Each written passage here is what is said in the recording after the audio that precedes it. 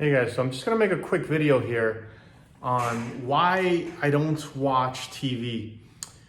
And when I say something bold like that, why I don't watch TV, I don't mean that I watch zero TV. I watch TV sometimes, but it's such a small portion of my life as compared to people that are very into Netflix and all the TV shows, that the new ones that come out, and people are talking about them. I don't even know what they're talking about. And I want to explain why exactly I don't watch TV. I don't watch TV shows or anything like that.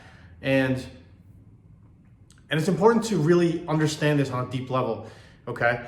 So TV, I want to start by saying I absolutely love watching TV, okay? I know that sounds crazy. You're just like, well, if you love it, then why don't you just watch it? Like, what's the problem? The problem is I love doing other things too. And there are so many other things you can do with your time as opposed to watching TV that are going to help you move forward and make progress in your life. When you're 60 or 65 years old or 70 years old, you're gonna have plenty of time to watch as much TV as humanly possible. You're gonna be sitting on a couch, your body's probably not gonna wanna move that much, you're gonna be tired and exhausted, and because that's how you feel when you get older, right? And in those times, you're gonna regret the time you spent as you were younger watching so much TV, binge watching Netflix and sitting down and watching for 2 or 3 hours, 4 hours at a time. And it's just really a waste. It's like, and I don't want to just pick on TV. I want to pick on anything that gives you very instant gratification. Anything that you do in your life that gives you very instant gratification, but is not fulfilling and doesn't bring you actual true happiness in the long run. So watching TV might make you feel happy in the moment. You're like, oh, this is cool. Or playing video games is another one. You can play video games and it gives you like this instant sense of gratification where you're having a great time doing it.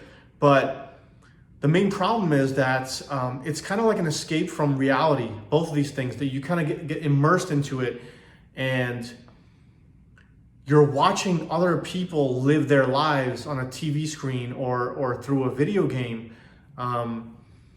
When you can actually just live your own life in such a beautiful way.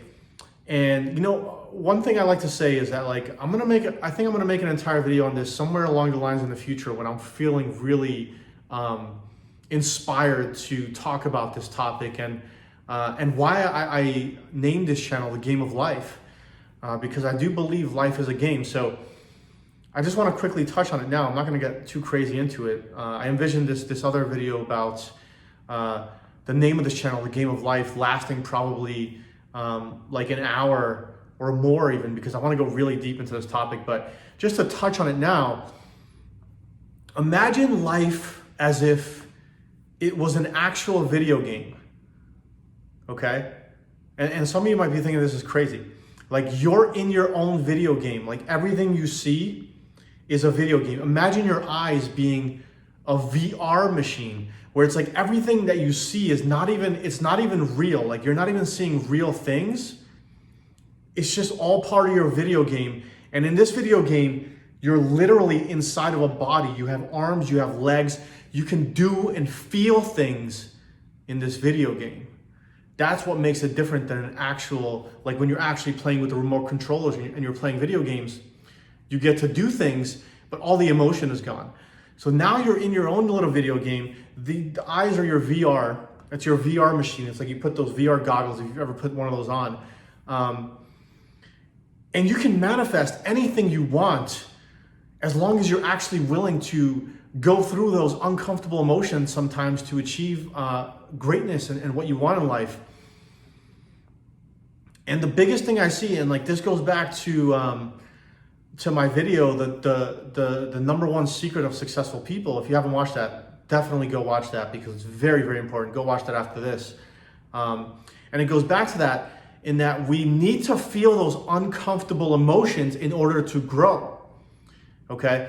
And the biggest problem I see with people that are not where they want to be, let's call it, in life, where they know they're capable of more, they know they have bigger potential, but they're not exactly where they want to be in life right now, is that when they feel these uncomfortable emotions and they feel this, any sort of emotional pain, they avoid it and they run away from it, as opposed to actually pushing into it and moving forward into it and trying to get more of that, trying to expose yourself to as much pain as humanly possible, trying to feel even more of that in your life on a day-to-day basis. And you might be asking, like, why would I feel pain? Like, why would I ever do that? Why would I ever expose myself to emotional pain, Jack? That doesn't make any sense. That might be what you're thinking right now. And I'm telling you, because in order to grow as a human, or in your career, you're gonna have to feel emotional pain and emotional uncomfort. There's no way around it. And you know, Kobe just passed away. I think it was yesterday or 2 days ago. And Kobe just passed away, and I remember all these quotes from Kobe, because on Instagram, everyone's talking about Kobe. On YouTube, everyone's talking about Kobe now. It's the biggest thing right now. And it makes me realize that, you know, Kobe's quotes, like some of the things he would say, is that, like, I didn't feel like playing basketball every day. Sometimes I didn't feel like going to the gym and shooting 2 or 3 hours. It was uncomfortable. I just didn't feel like doing it. It caused me like emotional pain. But I did it anyways. I did it no matter how I felt about it. Sometimes I don't feel like waking up in the mornings. I don't care. I wake up anyways, right? And we can learn a lot from Kobe. And I wasn't the biggest Kobe fan as far as basketball playing goes. But his mindset was just, there was a lot of strength in his mindset, and everything that he said and everything that he represented, and the way he practiced and worked on his game and got better. Like that's something that everyone, you know, can take away from Kobe Bryant. And it's hard to, you know, there's this quote that says that, you know, Kobe, he might be dead now, but his greatness and his GOATness is going to stay alive forever. The way he inspired people is going to stay around forever, okay? The way he inspired people. Now, how do we get into this topic from not watching TV, okay? I can assure you that Kobe, when he was on his way to the top, he didn't watch much TV. And any very, very, very, very successful person you know in your life, trust me, their TV watching is extremely minimal. It's extremely minimal, even if they actually really enjoy watching TV, because they know that they can spend that time watching TV to study their craft, or be in the gym, or be doing something social, or anything else is better.